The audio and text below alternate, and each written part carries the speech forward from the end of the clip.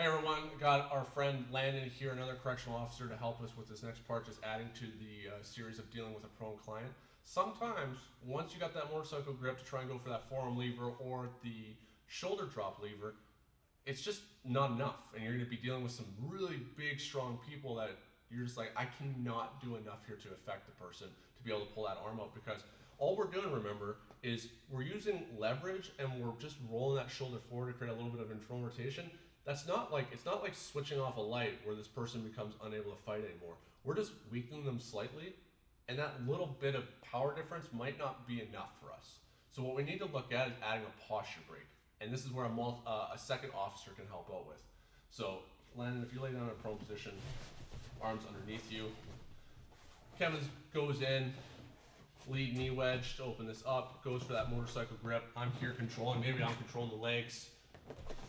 And as he's got that grip, and he moves out and he's trying to use this forearm lever, we're just going to imagine that Landon's a big, bulky, strong man, and Kevin is unable to get this right now.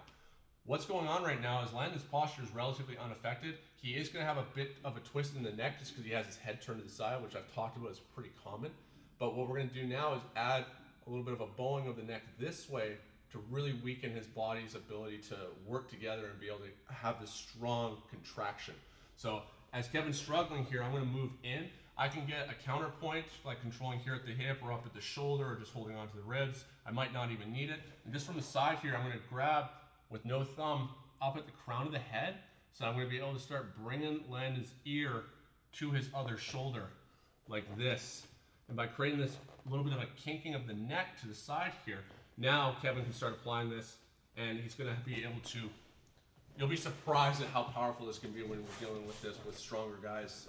I do this with some RCMP officers that are much bigger and stronger, and I can't even get the arm no matter what I try, and we have to have a partner come in to do this. We have the time, and if you're dealing with a client who's too big and strong and you're by yourself, you shouldn't be trying to handcuff them if they're fighting at that level. Keep the control at this point.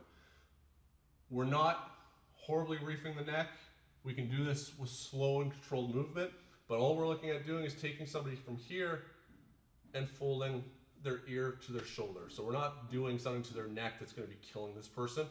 But depending on how hard they're fighting, we want to just make sure that we're trying to be as gentle as possible. I can use my arm with a row, but I can also, depending on the strength of this person, it might be very hard to pull their head off to the side. I'm just looking to close that elbow, and then I can walk my hip back so I can take the body, my whole body with this motion to kind of bend the head.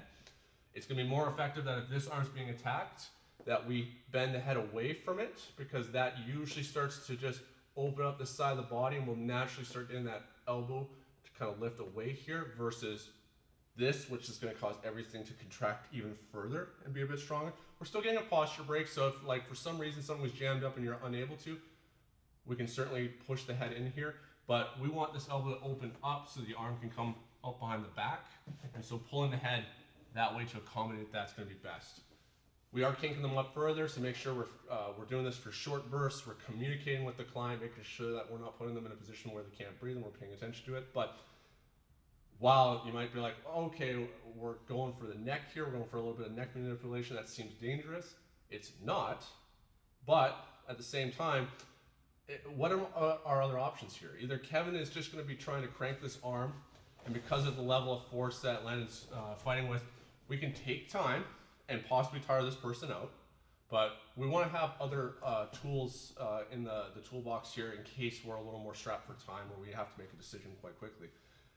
Kevin either starts using more force and really just like, which we're already talking about, maybe he doesn't have the ability to, but this is just going to create that risk of really reefing on the arm and causing damage, or maybe I'm now trying to use different kind of pressure points, or depending on what's going on, I've said that I don't think this is appropriate, trying to use distraction techniques like striking the person in the knees, which we're now raising the level of force against somebody who's relatively non-threatening to us unless there's a weapon involved.